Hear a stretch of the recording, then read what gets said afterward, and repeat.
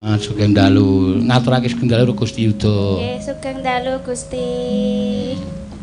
Bendara Pangeran Harya Yudaningrat. Nggih. Nggih piye kok malam? Lah nggih niku Gusti Pangeran. Bendara sih. Oh, Gusti Bendara. Pangeran Harya. Pangeran Harya Yudaningrat. Yudaningrat. Ah. Nggih. Ngono. Ya, arep ngaturke tembang apa sing jumbuh karo pinanganten kok? Ya. Tembangan sing iso dienggo pitutur jane ora usah perlu diular-ulari. Kabeh tembang ki mawa pitutur. Ya, ngono ya, Mak. Iya. Mangga, apa? Anu. Dadi-ati. Dadi-ati apik wi. Ya, monggo dibawani. Ya. Gegarane wong akrami dudu bondo dudu rupa. Ya. Mangga.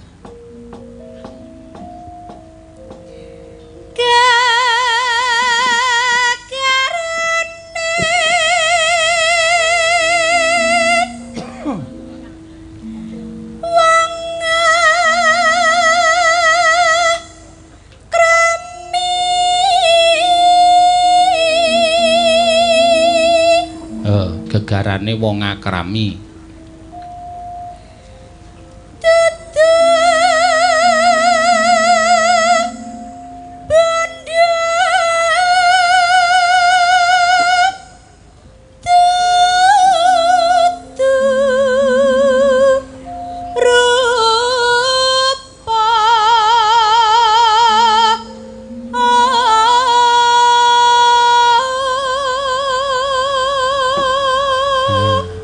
Suarane apik, pasuryane ya becik. Iya. Wis pokoke wis klasike ya mumpuni. Iya ya, Mak. Iya. Amo bojon dalang. Ha iya. Mboten nate mayang kok dalang. Ateni ngopo?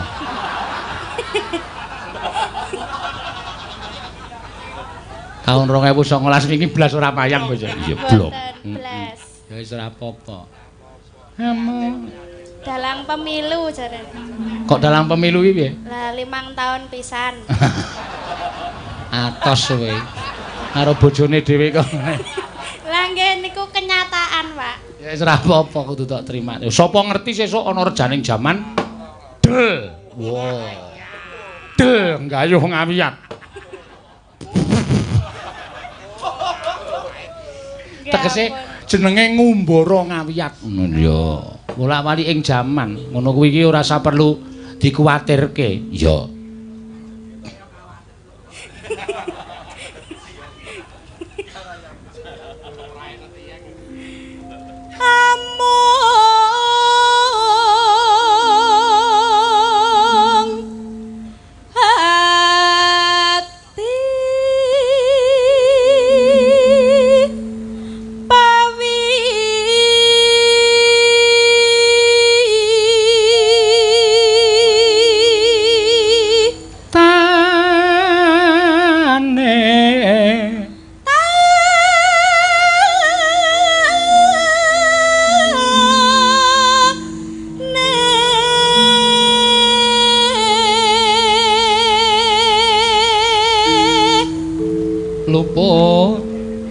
Luput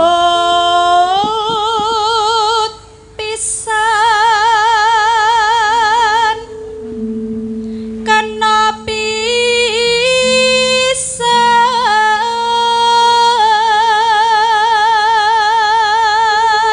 Yen gampang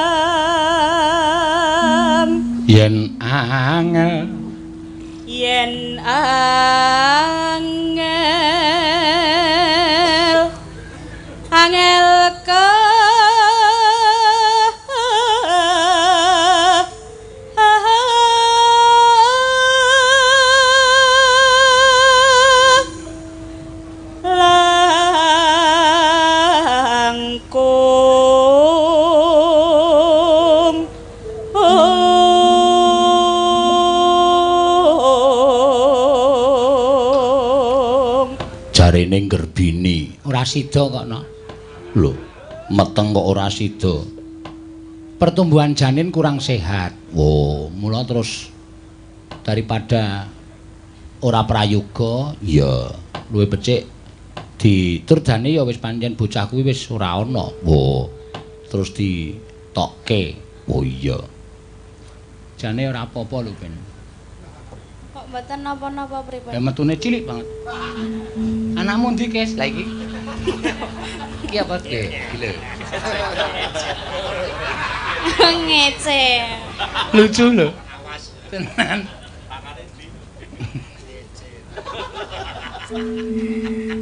Tan kena tinumbas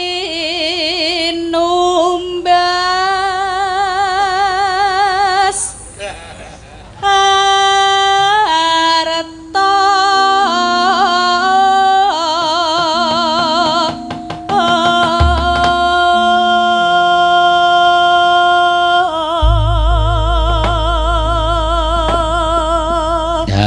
Golek sing kaya ngapa? Mangga. Golek sing kaya ngapa nyatane kelakon satrene Mangga.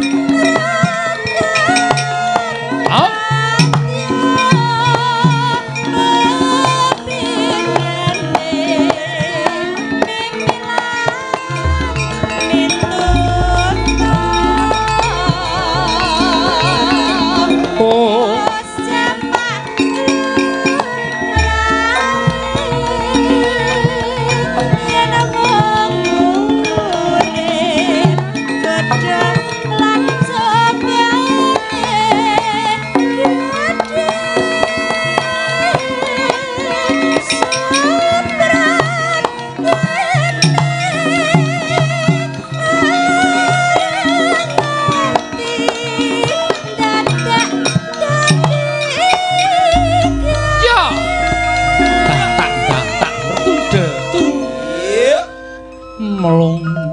Ya. Eno. Ya.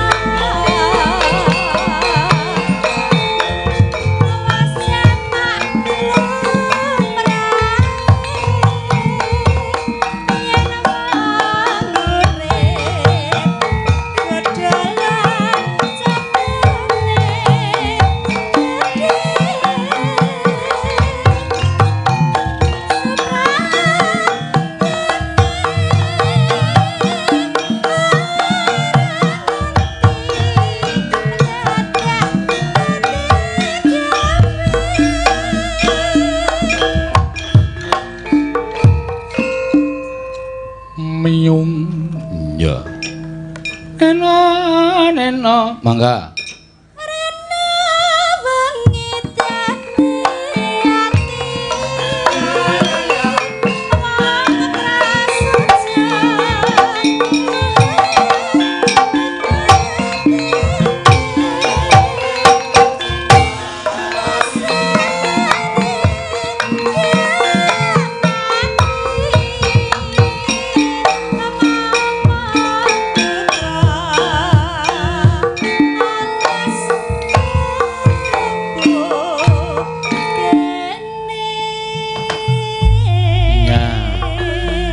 Matur sembah nuwun Mbak Ayu Purwalestari. Ya, sing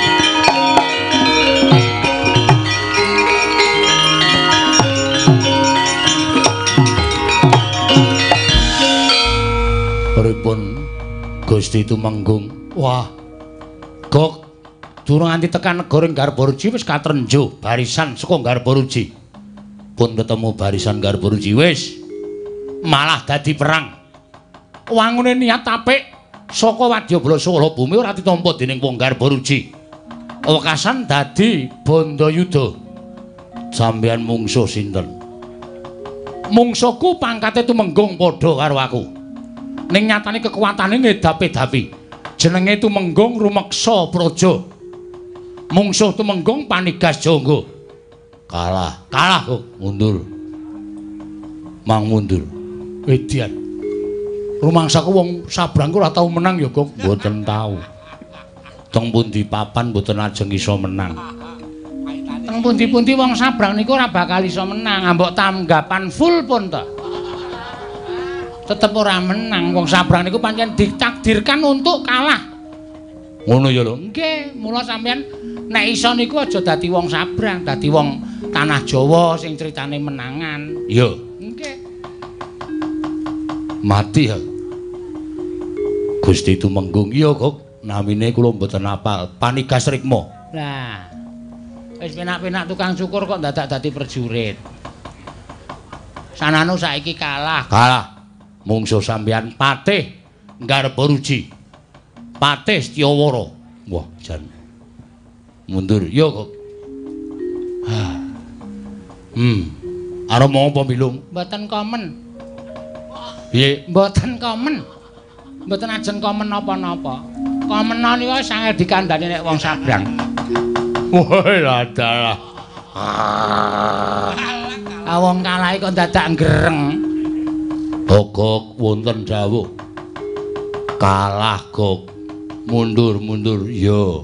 Wah, ladalah. Ngopo Bilung? Mboten napa-napa ndak dicokot. Ngece aku wak cokot ndasmu dadi papat. Ndasmu.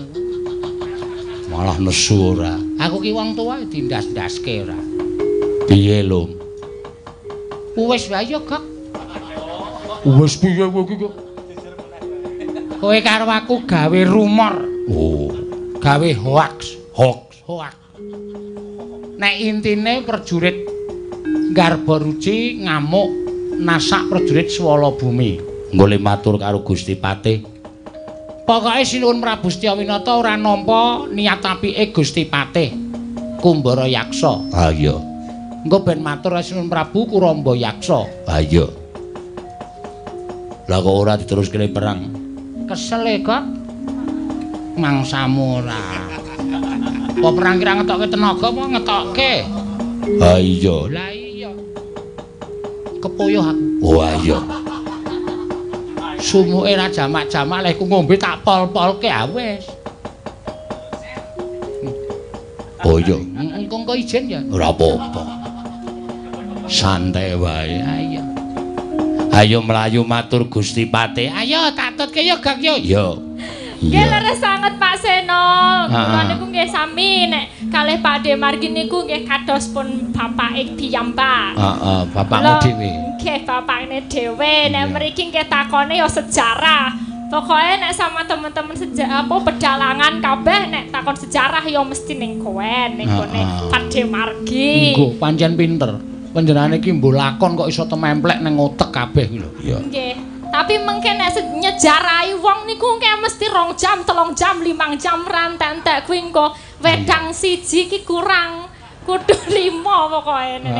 Iya, ya ora apa-apa aran ya sejarah ki penting. Nggih, tapi nggih sae sanget mengke cerita kathah tentang zaman biyen, tentang Sena piye wes paling seneng nek diceritani Pak Sena, ngono ya seneng. Wis cerita tentang aku to? Lho, aku kan penelitine Pak Sena, ya nek nyeritake Pak Sena mbiyen ndase gedhe ya ngerti aku. Cerita tentang sing tititku diucek-ucek ora? Heeh, berarti kan kabeh kuwi pada mulanya itu kudu matur nuwun karo sing nyuling mau to Pak Sena. Iya. Mbah Yitno. Mbah Yitno tanpa Mbah Yitno ora iso sakmene gedene. Sakmene gedene kaya wis weruh-weruh ora. Rahasia iki. Iya. Pancen yo bener ya Mak iya. Nggih, kula niku keriyen sering sowan mriki. Ning nggih riyen niku wonten napa nggih? Wonten masalah terus kula jalang mriki. Soale mantane Mas Catur mbiyen niku sengit kalih kula. Oh. Ya saiki wis ora kok. Nggih sakniki kula akur nek kalih sakniki kalih Mbak Anggi niku. Mbak Anggi. Jenenge Mbak Anggi to? Mbak Anggi. Anggi orang-orang ki mau. Mbak Anggi kalih Mas Catur niki wau jane arep nembang lho niku kekalihipun niku wau. Apa? Nggih, ajenge nembang berdua. Mbak iya tok kancani kon rene bocahe. Mas Catur kalih Mbak Anggi pundi nggih? Ben prisa manten iki sing endi bebek. Tur Catur? Ya. Ayo kene karo manten wedok aku ya tak weruh kaya ngopo. Mantene wedok kok urung tak weruh aku. Iya. Cantik lho Pak Seno. Heeh, aku seneng nek weruh manten wedok. Oh, seneng. Endi? Ayo ben mlaku sik. Arang yo daleme isih wetan. Kene tur. Ayo raketang sak grempriangan. Sak grempriangan. Niku Mas Catur niku nggih dalang. Ning dalang wedi suluk niku nggih ya. Ya wis ra apa-apa. Angger suluk wedi tenan niku wis. Biyen jurusan pedalangan Catur. Nggih niku Mas Catur niku tahun 2009 kula 2011 tapi le lulus dhisik kula. Mas Catur niku betah tenan nek kon sekolah, keset tenan. Ya ora apa-apa arang ya. Ya. Ya sini lho. Liwat kono, liwat kene. Ya bojone sisan bojone. Mbak Anggi barang kok. Ah iya. Ngomong kowe tok nggo ngopo? Rawangun dipajang ning.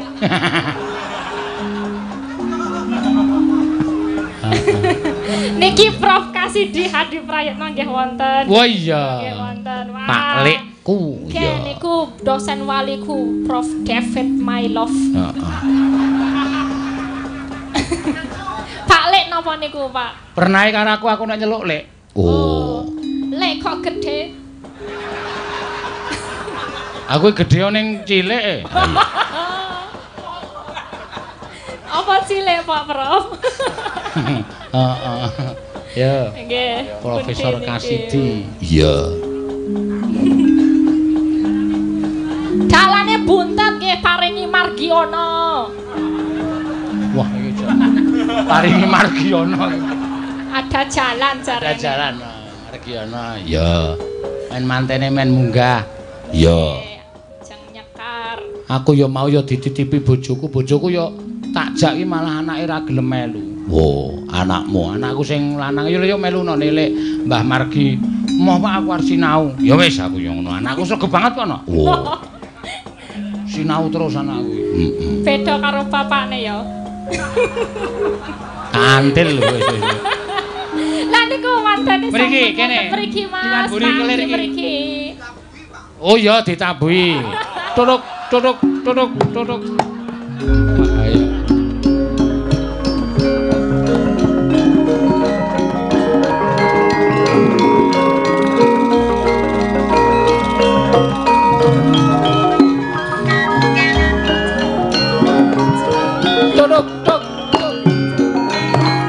Tuk. Nah, iki mantene. Cantik to Pak Seno? Kancane kok. Heeh ning terlalu kuru. Ya. Iya. Piye to Mas catur ki kok guru piye? Ternyata selirane Pak Seno niku mboten tebih kalih Gusti Yuda. Oh, sak jalan. Oh nggih, alhamdulillah. Aku kerep gentenan kok.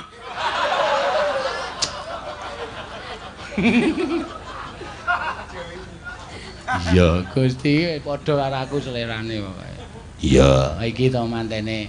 Kowe kok ngomong-ngomong matur nuwun apa piye wis ra modal ya piye ngono. Sing wangun Pak Seno sing tak sambati kowe ora sambat. Lah kowe kuwi.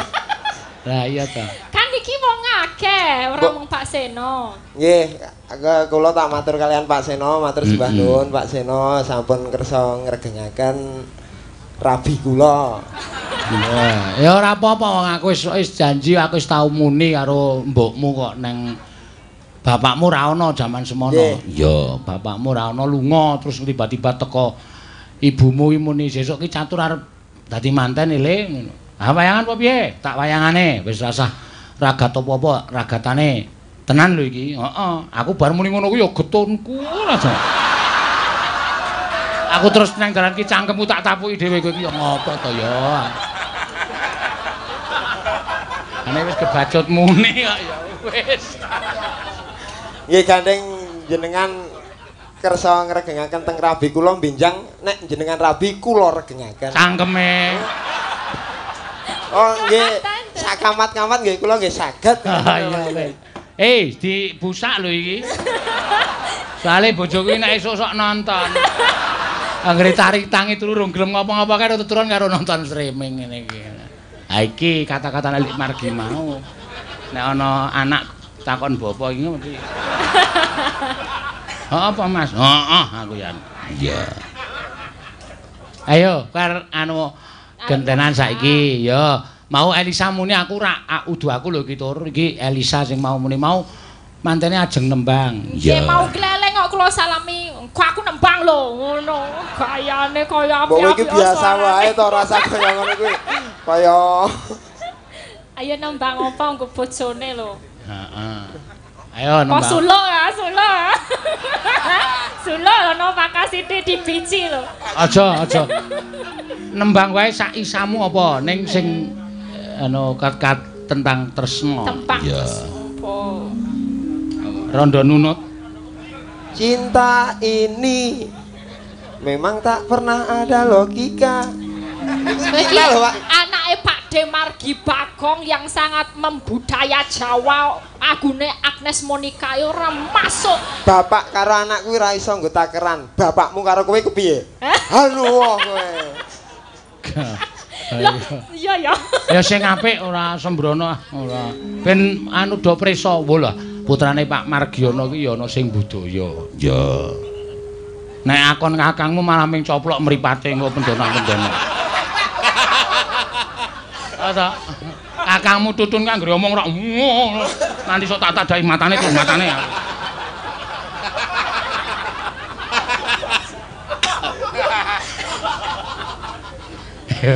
Ayo, apa?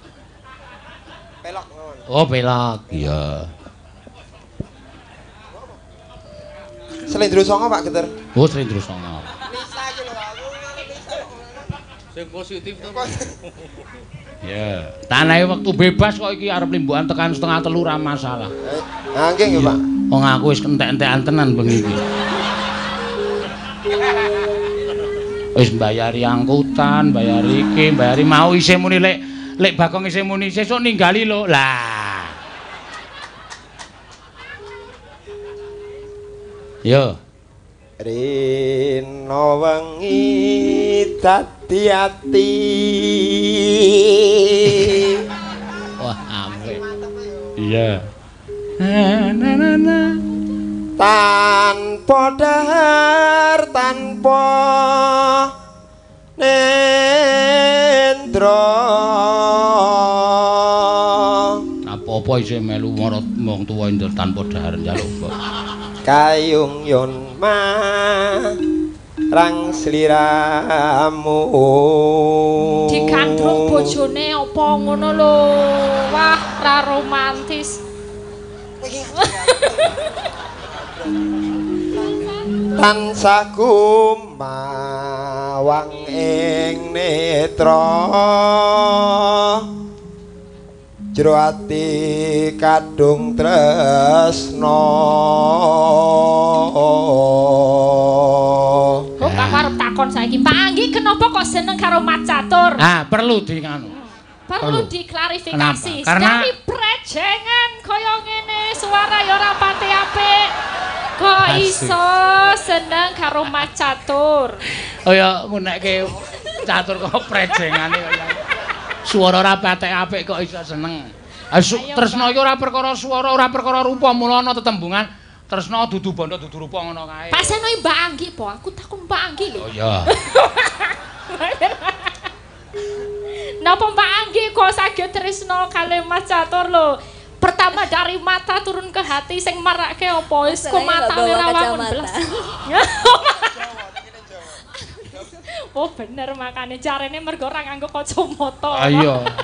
Nek nganggo kacamata getun. Bareng digoni kacamata. Lho, Mas. Kok semono? Mergane kacamata kan tambah gede. Ah iya. Kalau ketemunya di mana Mbak sama Mas Catur ini? Di kantor. Oh di kantor, berarti ketemu sesama karyawan. Ya telaten pokoknya anggere telaten. Apa-apa iki anggere telaten. Kuncine wong wedok iki luluh anggere telaten kok. Misale tampa kanca kantor ya ruangane Mbak Anggi iki sliwar Catur iki meng ngopo? Mlebu meneh ini anu data yang ini belum anu bali metu meneh. Ah meng ditlateni ngono. Bener Pak Seno, bener banget lho. Witing tresna jararan saka kulina. Iya. Sinden wae ya ngono. Ha iya. Anggere muni ajeg ling ngeterke, ngeterke ana angkutan ngeterke. Ah, terke. Ah. Pokoknya gampang anggere ning bes linggo jejer ngono. Nek sinden karo wiyaga ngono. Aku dhewe iki ngalami kaya ngono. Pertama ning jejer sikik bar kuwi digecangi tangane ngono. Jaluk nomere alah roman kere karo wiyaga.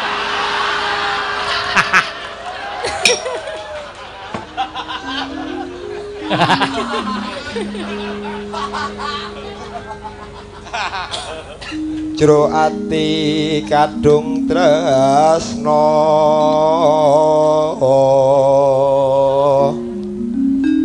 tan liya hamung sliramu satemah loro asmara.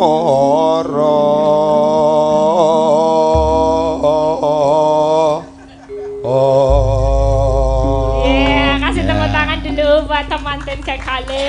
Iya, wah ayo Elisa ya pinter mlekoto. Iya. Ya aku mbiyen ki flekoto terus iki kurang ajar Mas siji iki. Ya, sing arep nembang sapa? Lamat wis katon tejane. Teruske, Tur, yo. Karo Lamat wis katon tejane. Wong katon mencara aduh wiragane sinawang bosani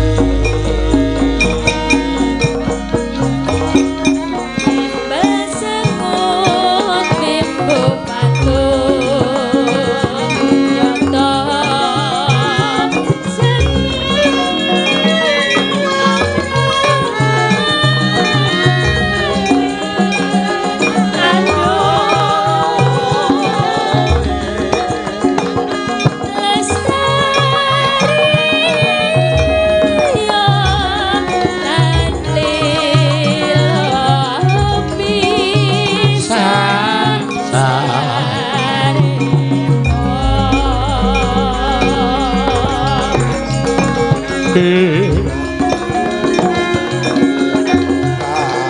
bebasane kalingan kodhong salomo animas kaya wis koncatan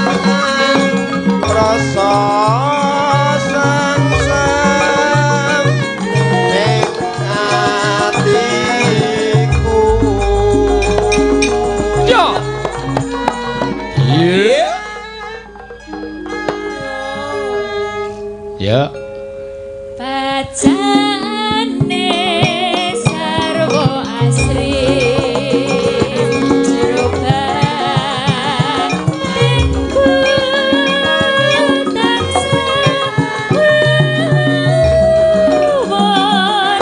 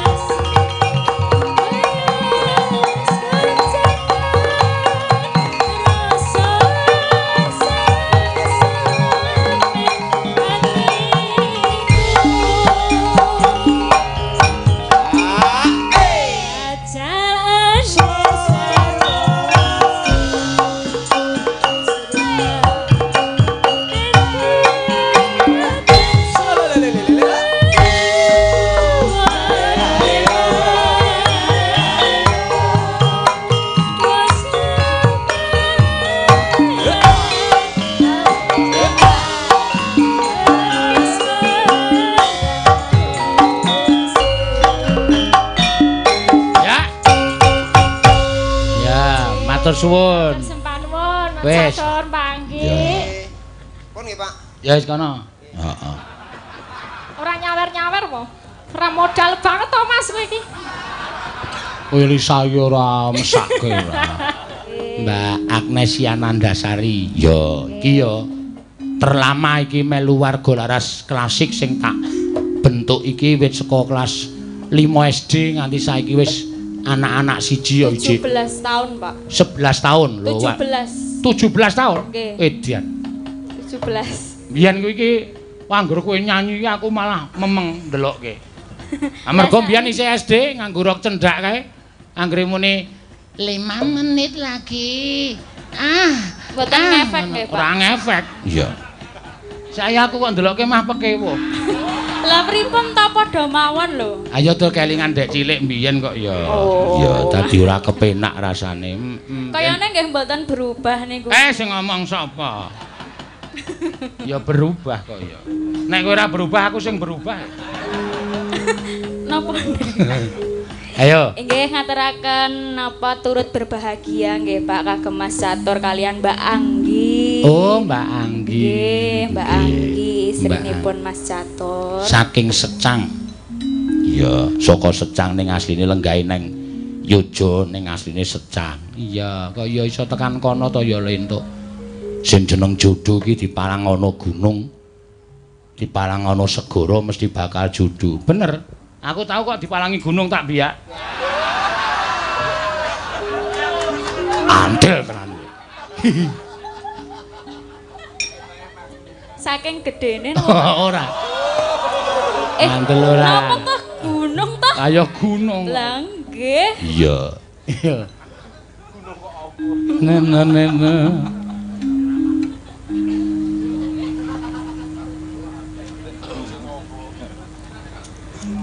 Putri kang sulistyeng warni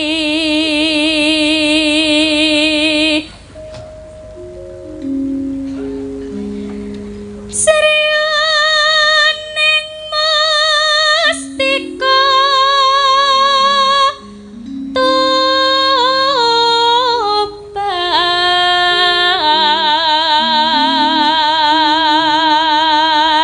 Eno putra Kanjeng Sira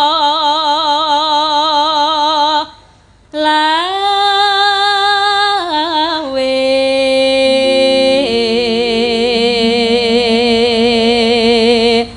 neno tak pranggung bajana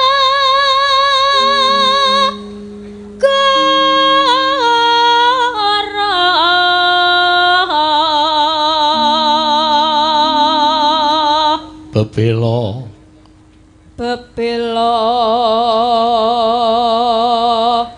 Wiratmaya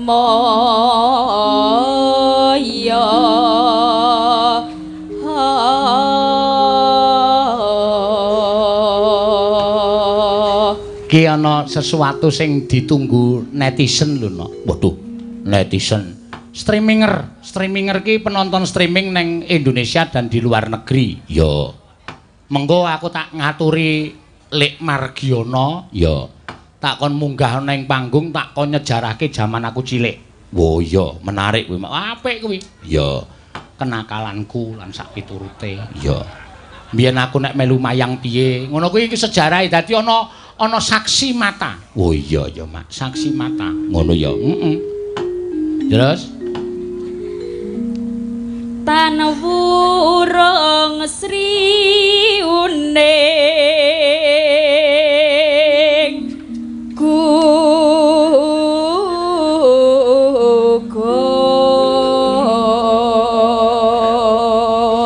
dadi mustikane